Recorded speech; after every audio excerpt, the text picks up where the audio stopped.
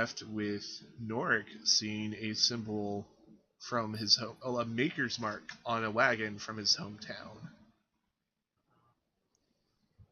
And so as all this shenanigans with Horatio is going down, Norik he decided to sneak over towards the wagon and couldn't quite. I don't think he could quite get a look at who was driving it. They're in line. They're just kind of waiting patiently, like good halflings usually do. You know, they're probably munching on second breakfast.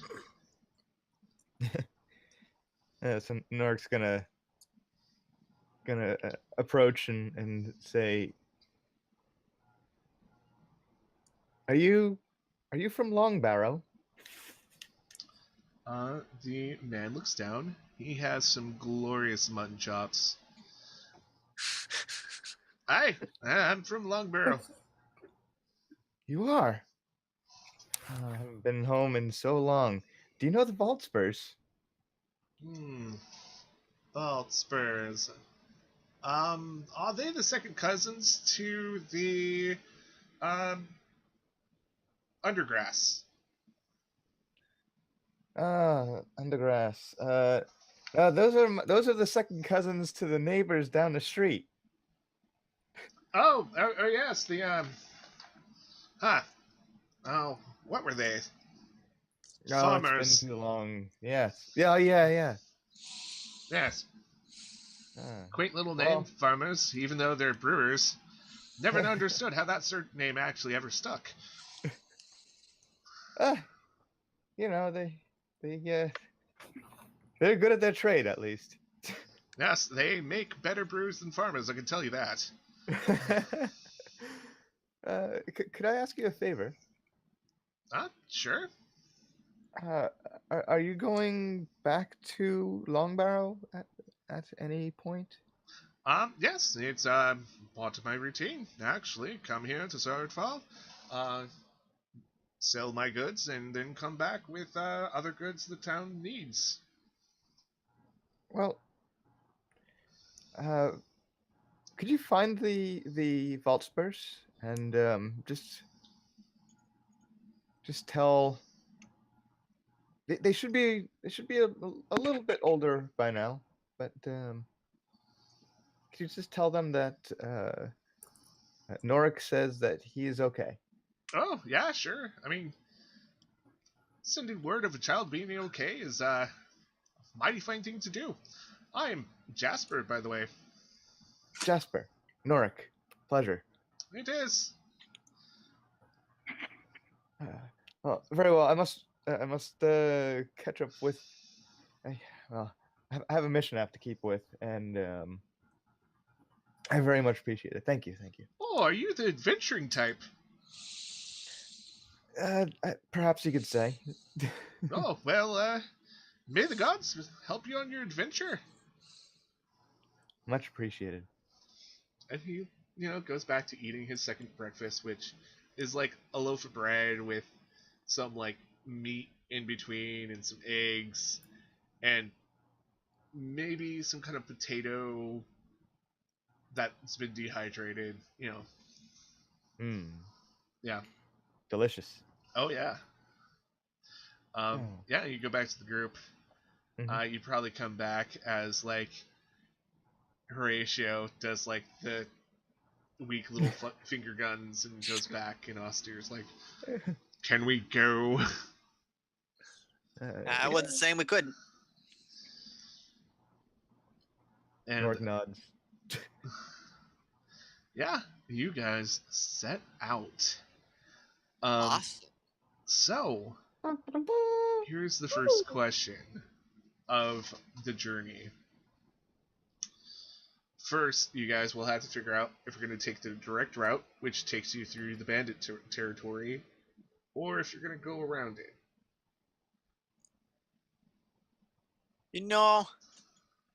I don't think we should be letting bad precedents come in, and like I don't think we should you should play into these bandits' hands and just go around them and let them, trample all the innocents and so forth. I think we should just go for it. Take the short route. Get the magic man where he's going. I'm sure we can handle any trouble that may come along. There were so many Nork's things wrong gonna- with what you just said. And Noted. she looks to the not a gruff snake wizard man, and do you have a preference for the route we take, or would you like us to determine it? I would prefer the more direct route, even though we know there are dangers, but perhaps the bandits can be dealt with easily. They are cowards, and they're probably ambushers, so if we know they're coming, we could probably take them off guard. It won't be a problem. I know it won't be a problem. We'll have it all under control. Nork's a little bit nervous, but he's ready to. I want to give him like a wink, like, yeah, we'll have it under control. If you can swing your sword half as fast as you move your mouth, we'll be fine. Oh, don't you worry about it, boy lady. Austere looks at Rianne to get her 2 cents. Okay. Oh, I'm so sorry. It's okay. I just spaced out. What's going on here? So we're trying to figure out if you guys are going to take the direct route up to your destination, which puts you basically through the bandits, or if you're going to go around. The general consensus seems to be direct route. Yeah, it'd probably be best to go to the direct route. Not only do we not waste time, we also don't waste our resources when we could use it for when we need to actually fight. She makes a good point. At least we know what we're going to be running into going straight through the bandits. Exactly what I was thinking. I'm sure. Eye roll is so hard.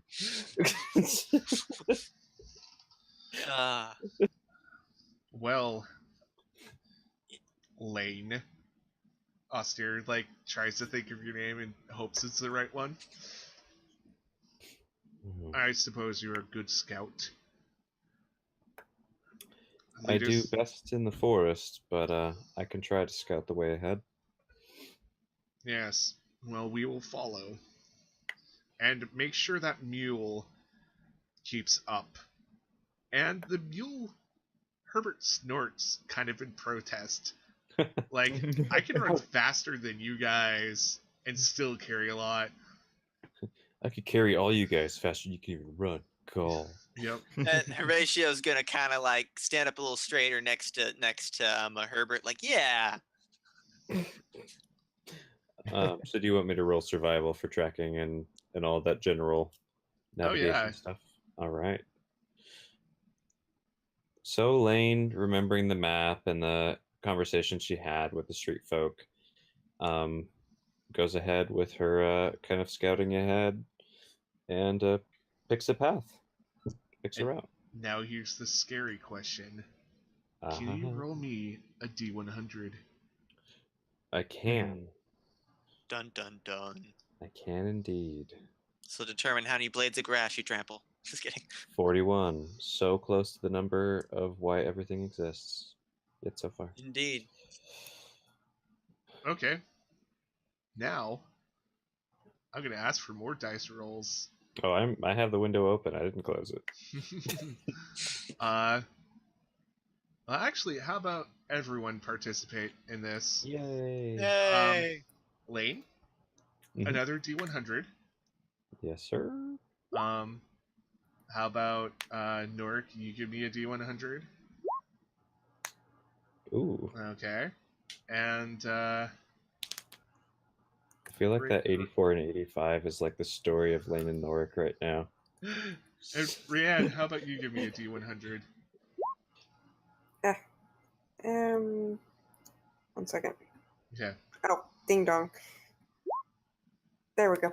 21. Yay. Oh, dang. Interesting. Should I roll 2? In a moment. All right. There's So- methods to the madness. Yeah, so we got Wheels within wheels. an 85.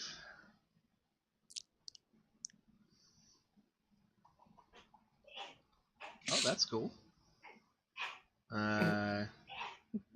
84.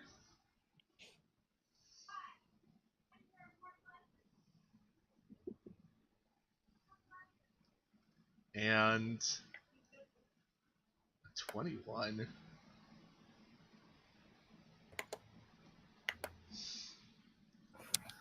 Okay. So, Horatio. All right. 1d100? No.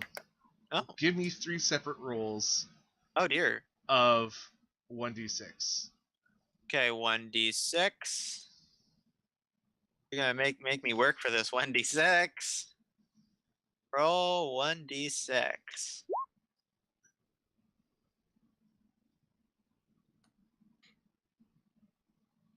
Quite interested to know how this is actually working systematically. I know there are secrets, but still.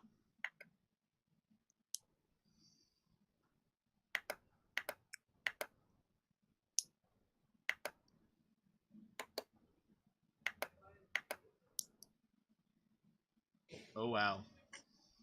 Uh-oh. Oh, that can't be good. Wows are not good. This is going to be pretty fitting. Oh, no. Oh, dang. Fitting is not good for Horatio because he deserves a lot of bad things. I think I got it figured out. Dun, dun, dun. So, your road takes you, not too far out of the town, a couple hours, and you find yourself near the local graveyard. Well, it's kind of a massive graveyard. It's the graveyard that's been used for the last few hundred years. A lot of human deaths. So it's probably more like a few 300 years. And so it's a pretty big graveyard. Also, you pass by it, and it is at the top of, one would describe it as a chasm.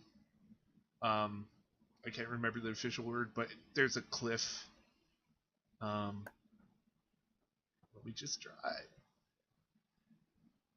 A cliffside by it, and there's a long drop.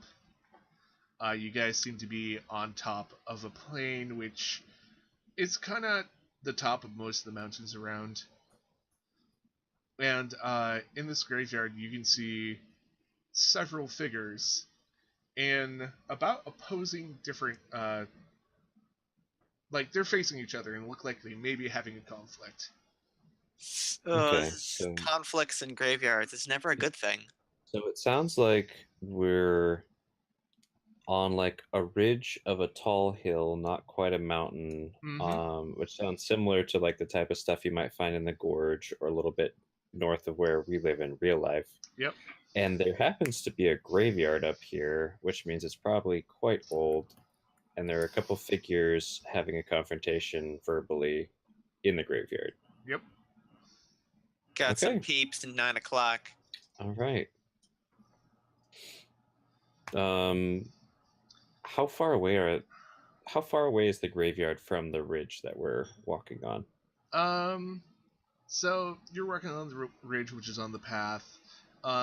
Where they are is good 500 to 700 feet from where you are. It's just far enough to be able to see them, but silhouettes. Yeah, but not enough to hear them unless you really listen. The person we're escorting, his name is Austere, right? Mm-hmm. I look to Austere to see if he's paying any attention or if he's just looking ahead. He does give a brief glance. A brief glance. Mm-hmm. I'll say to him, would you like me to check it out? Yes, make sure they aren't going to go crazy and shoot arrows or bolts or anything all over the place. From this far away, I doubt that an arrow stray or bolt would reach this far. But if you'd like us to, we can certainly do that. I'll come along. Oh, good. And Horatio gets his business air on, and he puts his hand to his rapier hilt. And as they're going over there, he's all like, "I just want to apologize to my cousin Larry. He's a real nut job. He's always been like that." Lane already left. Oh, And is also going to do a little bit of an ego move. She's going to like move pretty quickly over there.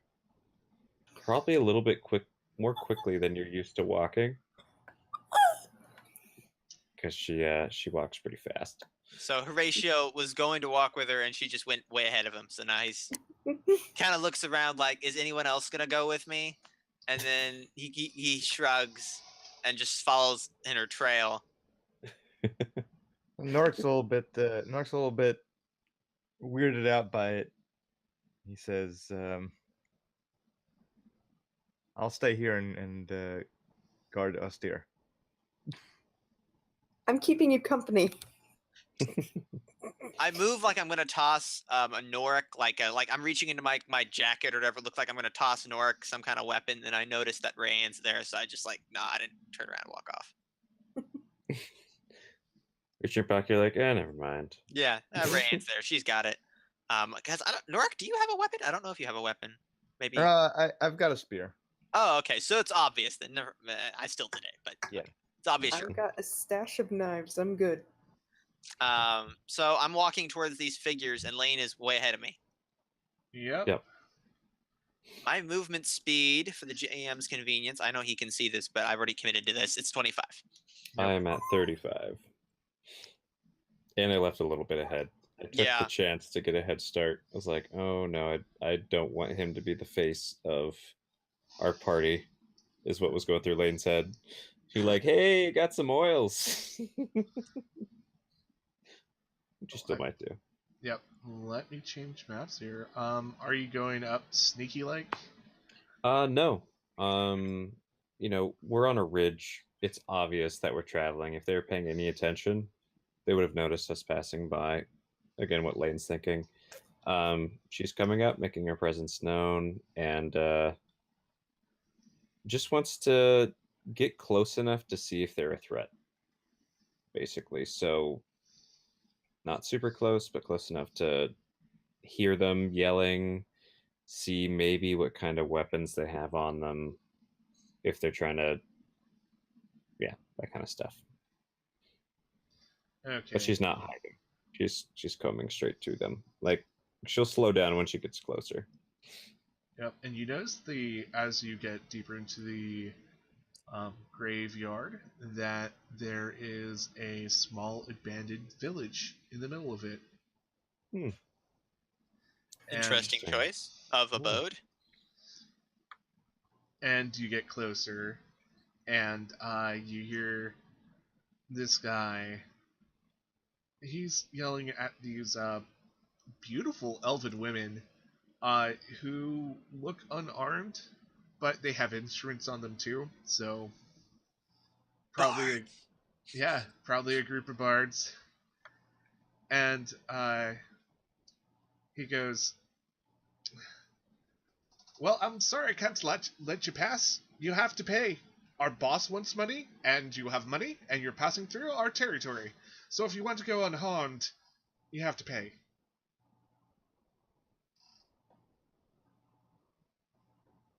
And this is this is such a weird setting for that conversation. Lane actually takes a moment to process. So do I catch up in that period? You at least, I would say, you get pretty close to catching up, if not catching up. We'll see how long it takes Lane to process this. Yeah, because this path clearly like the actual path that you're on clearly goes through the graveyard, goes through this town, and you look around, you can see that whoever these guys are have barricaded the streets, so there's only really one way through. Zoom out and get a look at this map here. And Hmm. since I haven't made icons for the bards, they're basically right there. Got it. All right. Well, let me zoom in a bit, actually, since we get this little scene up. All right. So yeah, Lane will actually wait for you to catch up and kind of put a Alright. hand out for when you get up next to her All right. and fill you in. It And seems like a shakedown of these elven women. well, that's hardly polite. Horatio's kind of got his grim face on. He's not swaggering anymore, but he's not perceptibly nervous. He probably is nervous, but not perceptibly. He's got his grim face on. Gotcha. I say, go in and we talk it down. Do you want to try and take point? Yeah, I'll take point. Look, let me tell you a secret about life. Everybody just wants a special slice of the pie. It doesn't have to be the biggest slice or the smallest slice. I'm talking about pies metaphorically now. Just the special one. Make you convince them that they got the special slice, and they're happy. Moves forward. Okay, Horatio's gonna move forward as well. No one's listening to Horatio's life advice, are they? So Lane's like Just kind of drown it out. It's like white noise now. Yeah, you activate Horatio, just like beep. So can I get in between the bards and the bandits? Yeah. All right. And the guy who is talking to them looks over your way. Now, Hey. looks like we have more customers. Hey, how's it going? And I want to just walk forward and be incredibly friendly. Like walk up and just give him one of those like clap/handshake things and just give him this really firm, vigorous handshake. How's it going there, man? It's a great day to be alive, isn't it? I'm brimming with confidence, or apparently so.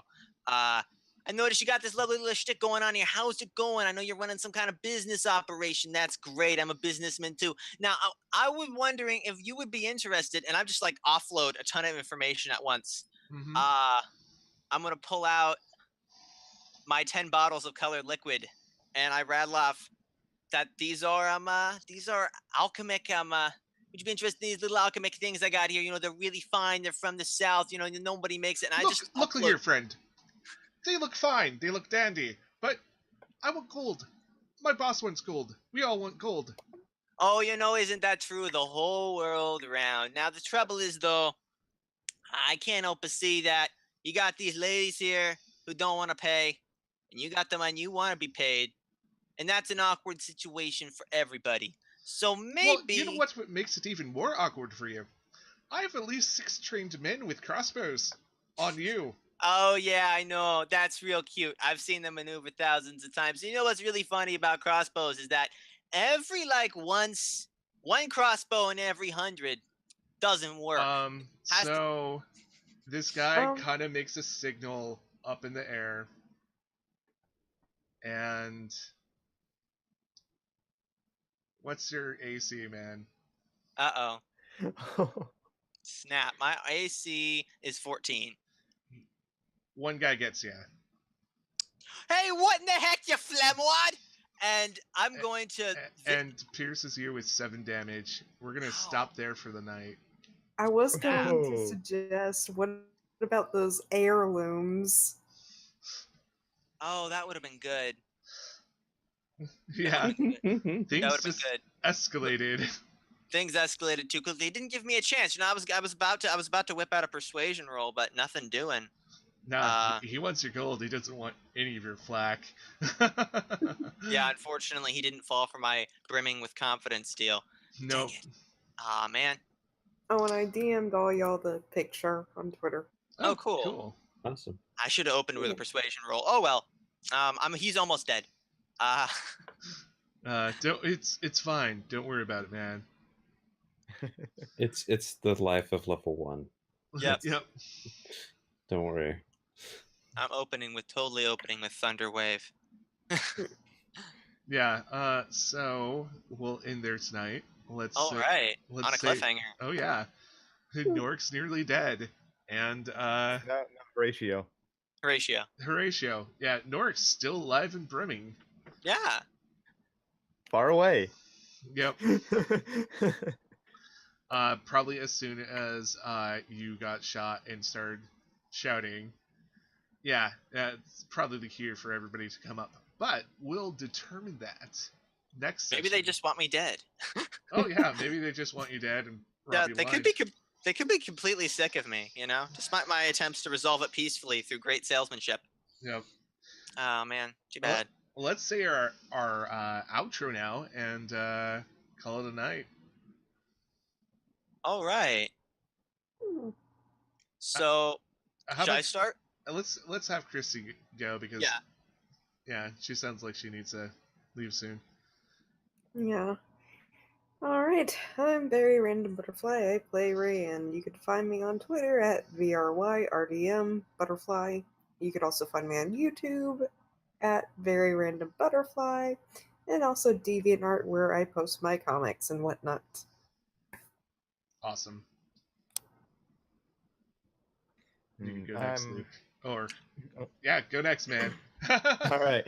Seize the day. I'm Guy. I'm playing Norik, and you want to check out my YouTube channel? I'm that guy who can't sing, all smushed together, no apostrophe.